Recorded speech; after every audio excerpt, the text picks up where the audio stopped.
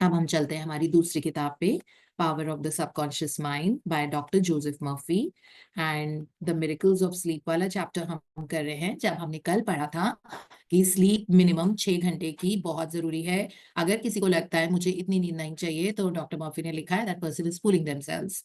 ऐसा नहीं होता है। शरीर को क्या चाहिए और हमको क्या चाहिए, इसमें हमेशा फर्क होता है, isn't it? So that way अब हम आगे पढ़ेंगे जहां पे इन्होंने लिखा हुआ है यू नीड मोर स्लीप। और कल हमने ये भी पढ़ा था, जहाँ पे जिन डॉक्टर ने वो किताब लिखी उन्होंने बहुत अच्छे से समझाया था कि स्लीप के टाइम आप परमात्मा से कनेक्ट करते हो। That means super consciousness, God, infinite intelligence, जो भी हम बोले, है ना, आप भगवान की शक्तियों से कनेक्टेड होते हो during the time of sleep. ये उन डॉक्टर ने बोला था जो मेडिकल डॉक्टर हैं, जिन्होंने वंडर्स ऑफ द स्लीप करके किताब लिखी थी। तो उन्होंने ये सारी चीजें बताई थी। तो हम अब आगे पढ़ते हैं and Nutan is reading for us. Good morning, ma'am. Very good morning Nutan. Is the screen visible to you? Yes, ma'am. Okay. You need more sleep. Robert O'Brien, in an article, Maybe You Need More Sleep, in the issue of the Reader's Digest, reports the following experiment on sleep. For the last 3 years, experiments have been in progress at Walter Reed Army Institute of Research in Washington, D.C. Subjects, more than 100 military and civilian volunteers, have been kept awake for as thousands of tests have measured the effect and personality. Results have given scientists astonishingly new insights into the mysteries of sleep. They now know that the tired brain apparently craves, it will sacrifice It's mine. anything to get Nutan, it. आपका network का तो issue है। I don't know whether it's mine, Priya. Ma'am, it's Nutan's only. Nutan, you may switch off the camera, na? तो फिर तो All ठीक right, हो all जाएगा. right. I'll do Actually, that. she's on the travel, ma'am. That is why. अच्छा, Hmm. तो you've like missed a certain this thing. Camera off करके पढ़ो तो हो जाएगा, I guess. Of थोड़ा सा tests ऊपर, have थोड़ा सा measured ऊपर से the पढ़ लो, effects on the. थोड़ा सा ऊपर से Yes, पढ़ ma'am. Low. For the last 3 years, from here, should I read, ma'am? For the Yeah, last 3 years? yeah. For the last 3 years, experiments have been in progress at research in Washington, D.C. Subjects, more than 100 military and civilian volunteers have been kept awake for as long as 4 days. Thousands of tests have measured the effects on their behavior and personality. Results of these tests have given scientists astonishingly new insights into the mysteries of sleep. They now know that the tired brain apparently craves sleep so hungrily that it will sacrifice anything to get it. After only a few hours of sleep loss, fleeting stolen naps called lapses or micro sleep occur at the rate of 3 or 4 an hour. As in real sleep, eyelids drooped, heartbeat slowed. Each lapse lasted just a fraction of a second. Sometimes the lapses were periods of blankness. Sometimes they were filled with images, which of dreams. As hours of sleep loss mounted, the lapses took place more often and lasted longer, perhaps 2 or 3 seconds.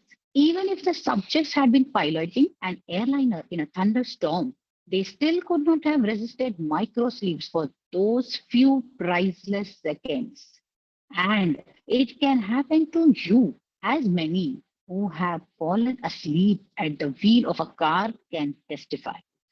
Another startling effect of sleep deprivation was its attack on human memory and perception. Many sleep deprived subjects were unable to retain information long enough to relate it to the task they were supposed to perform. They were totally befuddled in situations requiring them to hold several factors in mind and act on them. As a pilot must, when he skillfully integrates wind direction, air speed, altitude, and glide path to make a safe landing. sleep brings One counsel. second. A One second. young Nuthan. lady. One Hmm. second, Nuthan. Am I audible to you? Yes, Yeah. yes, So ma'am. this, हाँ, so ये वाला topic हम decode कर लें, समझा लें. बहुत सारे लोग इंग्लिश नहीं समझते बहुत अच्छे से. So you need more sleep. So इसमें ये लिखा हुआ है, एक्सपेरिमेंट किया था वॉशिंगटन डीसी में, जहां पे 100 वॉलंटियर्स को 4 दिन ठीक से नहीं सोने दिया था, ये देखने के लिए कि उनके बिहेवियर पे, उनकी पर्सनालिटी पे और उनके वर्क आउटपुट पे क्या फर्क पड़ता है. और इसके बहुत एस्टॉनिशिंग रिजल्ट्स थे जो इन्होंने लिखा हुआ है. तो इनके परसेप्शन, मेमोरी, हर चीज पे उसका फर्क पड़ा था. रात में जब हम सोते हैं तो हमारी बॉडी हमको रिजुविनेट करती है, दोबारा से एक नई जिंदगी के लिए क्रिएट करती है, और बहुत सारे बायोकेमिकल, हार्मोनल, रेस्टोरेटिव चेंजेस हमारी बॉडी के अंदर होते हैं, है ना. जैसे हमारे इम्यून सेल्स रात को बनते हैं.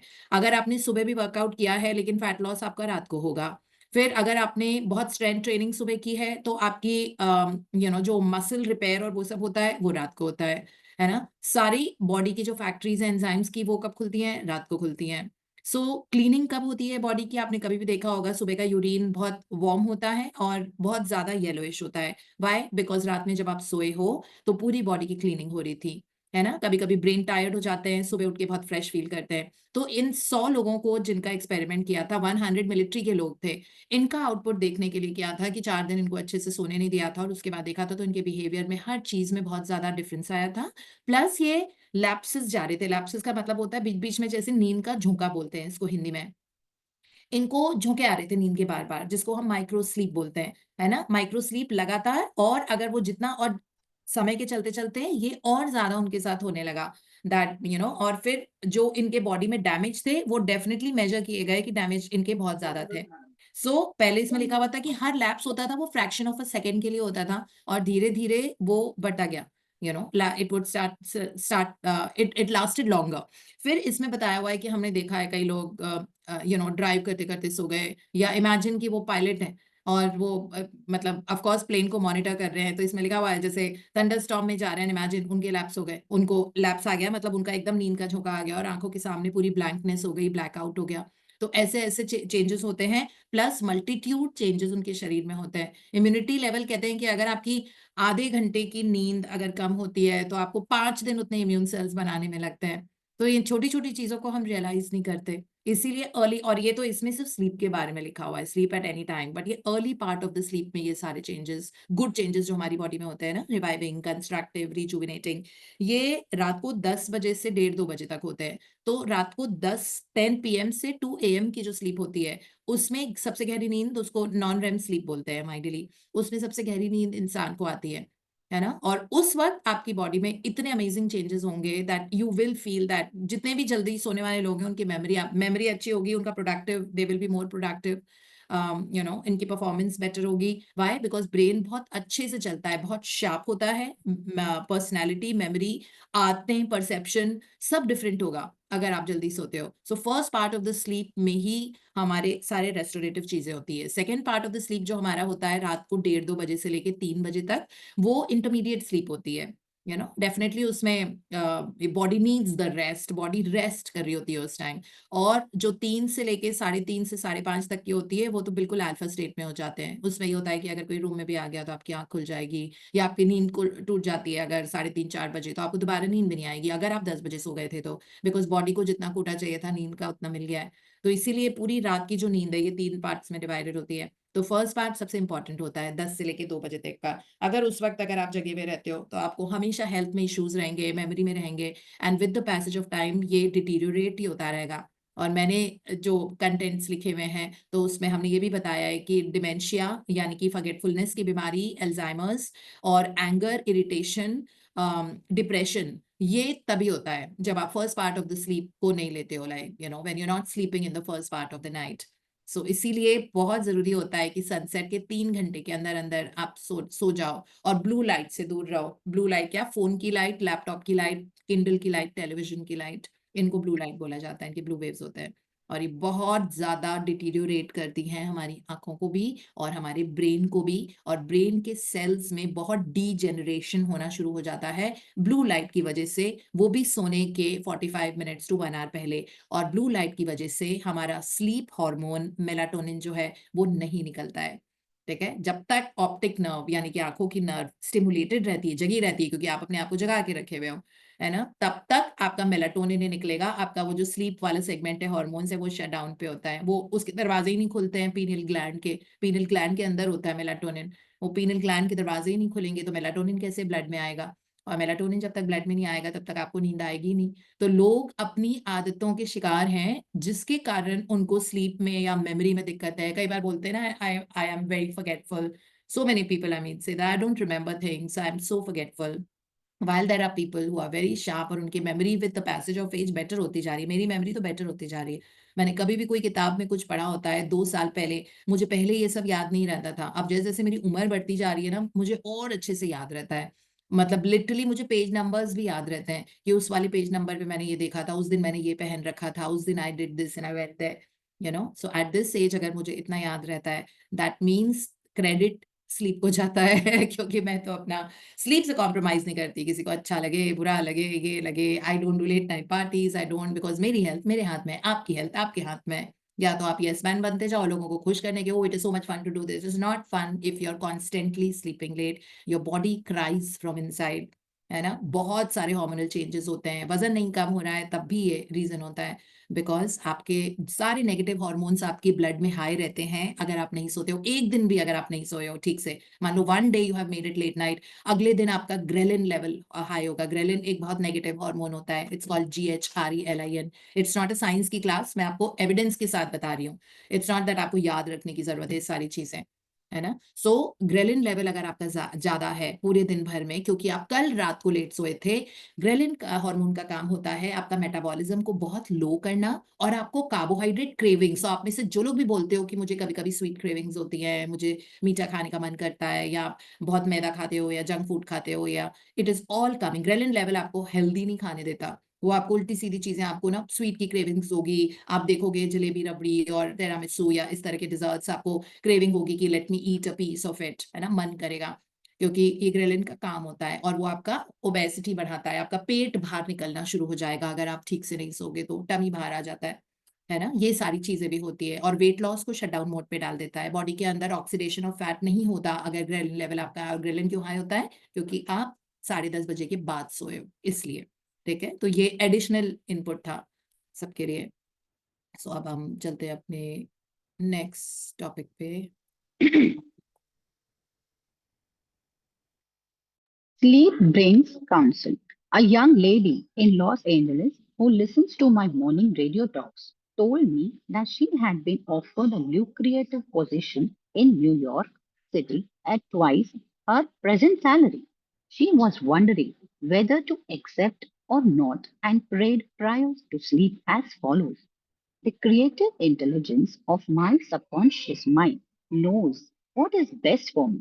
Its tendency is always lifeward, and it reveals to me the right decision, which blesses all concerned. I give thanks for the answer which I know will come to me. She repeated this simple prayer over and over again as a lullaby prior to sleep. And in the morning, she had a persistent feeling that she should not accept the offer. She rejected the offer, and subsequent events verified her inward sense of knowing because the company went bankrupt in a few months following their offer of employment to her.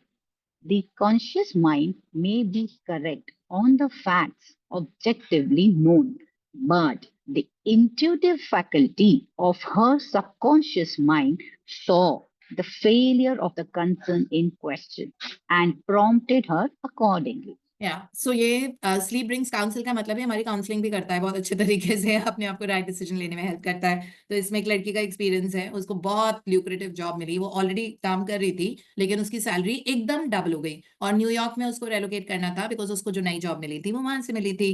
अब इस female ने अपने subconscious को सोने के पहले पूछा that, ये प्रे किया that to the divine intelligence of my subconscious mind, I know that you know what is best for me, that आपको पता है मेरे लिए क्या बेस्ट है, and reveal to me the right decision, सबके लिए right decision which is for all concerned, and I give thanks for the answer. Thank you की नोट लगानी पड़ती है साथ में।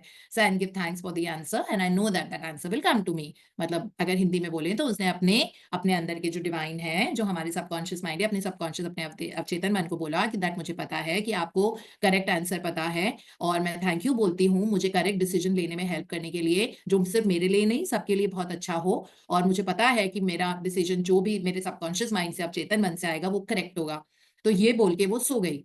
फिर उसके बाद लाइक ये प्रेयर रिपीट करती गई जब तक उसको नींद नहीं आ गई, ओवर एंड ओवर अगेन। और सुबह जब वो सो के उठी तो उसको नॉन स्टॉप एक हंच आ रहा था कि मुझे न्यूयॉर्क नहीं जाना चाहिए और मुझे ये नई वाली जॉब नहीं लेनी है, जबकि वो बहुत ल्यूक्रेटिव ऑफर था। अगर हम अपने चेतन मन को यूज करें, जो हमारा ऑब्जेक्टिव माइंड या कॉन्शियस माइंड होता है, चेतन मन को अगर हम यूज करें तो हमको तो बहुत अच्छा लगेगा, wow I will go to New York city, वहां पे मुझे ये भी पर्क्स मिल रहे हैं, मेरी सैलरी भी डबल हो जाएगी, मेरे बहुत सारे फैमिली और फ्रेंड्स भी वहां रहते हैं, चलो ये तो बिल्कुल बढ़िया हो गया, वहां पे फटाफट रेलोकेट, ये हमारा चेतन मन बोलेगा। लेकिन अवचेतन मन जो होता है उसको आपका बहुत आगे का फ्यूचर भी दिखता है, तो उसको ये पता होता है ये डिसीजन ठीक है कि नहीं है।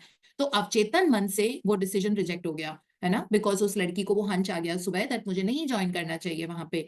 फिर बाद में पता लगा 2 महीने के बाद कि जिस कंपनी में वो न्यूयॉर्क में ज्वाइन कर रही थी वो बैंकरप्ट हो गई, उन्हें बैंकरप्सी फाइल कर दी और वो मतलब कंपनी डिसॉल्व हो गई, खत्म हो गई, है ना। और वो एम्प्लॉयमेंट जहाँ पे वो काम करती थी उसकी वैसे भी जॉब छूट जाती, और सोचो वो पूरा अपने आप को अप्रूव करके एक शहर से दूसरे शहर जाने को तैयार थी बिकॉज उसकी सैलरी डबल हो रही थी, लेकिन वो कंपनी खत्म हो गई। तो इस तरह सबकॉन्शियस माइंड ने उसको कितनी अच्छी डायरेक्शन देके उसको बचा लिया। एंड ये भी सबकॉन्शियस माइंड की वो होती है ना, बहुत बड़ी एडवांटेज होती है। हाँ जी नूतन पढ़ो। Yes. Saved from certain disaster. I illustrate how the wisdom of your subconscious mind can instruct you and protect you relative to your request for right action as you go to sleep. Many years ago, before the Second World War, I was offered a very lucrative assignment in the Orient, and I prayed for guidance and the right decision as follows. Infinite intelligence within me knows all things, and the right decision is revealed to me in divine order. I will recognize the answer when it comes. I repeated this simple prayer over and over again as a lullaby prior to sleep, and in a dream came the vivid realization of things to me. 3 years hence, an old friend appeared in the dream and said, "Read these headlines, do not go." The headlines of the newspaper, which appeared in the dream, related to the war and the attack on Pearl Harbor. Occasionally, the writer dreams literally. The aforementioned dream was undoubtedly a dramatization of the subconscious mind, which projected a person whom I trusted and respected. To some, a warning may come in the form of a mother who appears in a dream. She tells the person not to go here or there, and the reason for the warning. Your subconscious mind is all wise. It knows all things. Oftentimes, it will speak to you only in a voice that your conscious mind will immediately accept as true. Sometimes your subconscious will warn you in a voice which sounds like that of your mother or some loved one, which may cause you to stop on the street. And you find if you had gone another foot, a falling object from a window might have struck you on the head.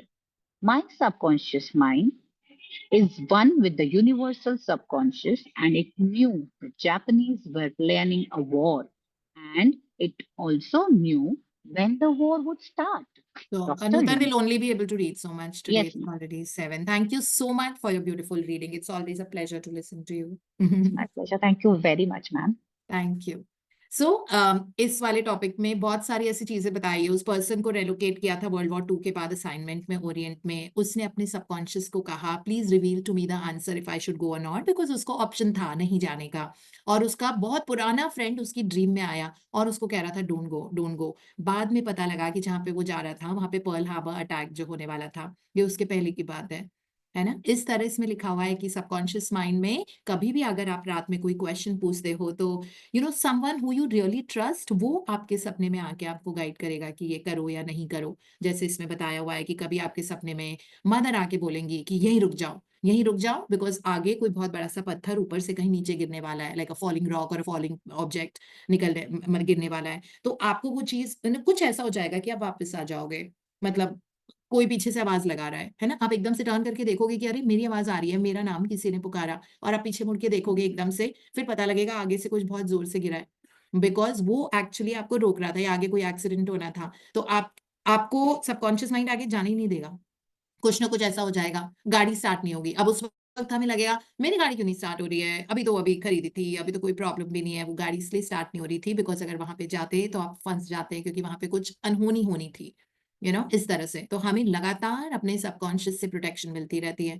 लेकिन ये हमारे thoughts, हमारी prayers अगर aligned होती हैं like word, यानी कि अगर जैसे हम एफर्मेशंस भी करते हैं और बहुत अच्छे जोन में रहते हैं, ऑटोमेटिकली हमें प्रोटेक्शन मिलती रहती है हमारे सबकॉन्शियस माइंड से, और अपने आप चीजें बहुत स्मूथली एक डायरेक्शन में जाती हैं, है ना। इतना ही अभी हमने पढ़ा है, बाकी हम कल पढ़ेंगे।